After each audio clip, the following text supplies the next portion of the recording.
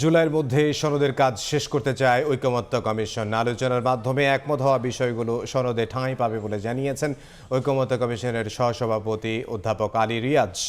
আর ভিন্নমত থাকা বিষয়ে জনমত তৈরিতে দলগুলো নির্বাচনী ইশতেহারে। আমরা এই মুহূর্তে ফরেন সার্ভিস একাডেমিতে যাব, সেখানে আছেন সহকর্মী সানবীর রূপল। সরাসরি যাব তার কাছে।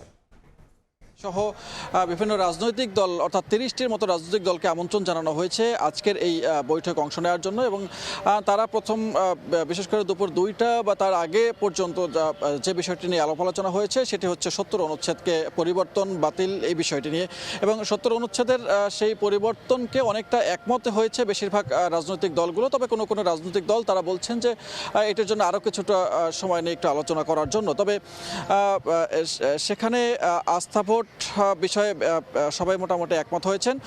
তবে অন্যান্য বিষয়গুলো নিয়েও আলাপ আলোচনা এখন চলছে, এবং সেই আলোচনার মধ্য থেকেই তত্ত্বাবধায়ক সরকারের মেয়াদের একটি বিষয় নিয়ে আলাপ আলোচনা হয়েছে, এবং সেক্ষেত্রে এনসিপি বলছে যে তত্ত্বাবধায়ক সরকারের অধীনেই স্থানীয় সরকার নির্বাচন এবং জাতীয় নির্বাচন যদি অনুষ্ঠিত হয় তাহলে সেক্ষেত্রে তারা এনসিপি বলছে যে 4 থেকে 6 মাস পর্যন্ত তারা তত্ত্বাবধায়ক সরকারের মেয়াদ দিতে চান, এবং এই তত্ত্বাবধায়ক সরকার নিয়ে যাতে আর কোনো জটিলতা তৈরি না হয় সেক্ষেত্রে এই তত্ত্বাবধায়ক সরকারের নাম দিতে চান তারা নির্বাচনকালীন তত্ত্বাবধায়ক সরকার, এই নামকরণটি তারা করতে চান। অন্যদিকে বিএনপি এই শুধুমাত্র জাতীয় নির্বাচনই তত্ত্বাবধায়ক সরকারের অধীনে হবে এরকম একটি প্রস্তাবনা দিয়েছেন, এবং সেক্ষেত্রে তত্ত্বাবধায়ক সরকারের মেয়াদ হবে 3 বছর।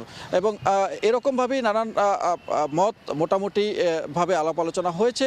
অন্যদিকে বিএনপি তারা আলাদাভাবে আরেকটি বিষয় প্রস্তাব করেছে, সেটি হচ্ছে গিয়ে জাতীয় নিরাপত্তা বিষয় নিয়ে, এবং যদি কোনো যুদ্ধকালীন পরিস্থিতি হয় বা অন্য কোনো সংকটকালীন সময় যাতে সব দল একসাথে মিলে একটি ঐক্যমত পৌঁছাতে পারে জাতীয় একটি ইস্যুতে, সেটি জাতীয় নিরাপত্তা ইস্যুতে, সেই বিষয়টা নিয়েও একটি পরামর্শ তারা দিয়েছেন, এবং সেটি তারা আলাদাভাবে এখানে উপস্থাপন করবেন।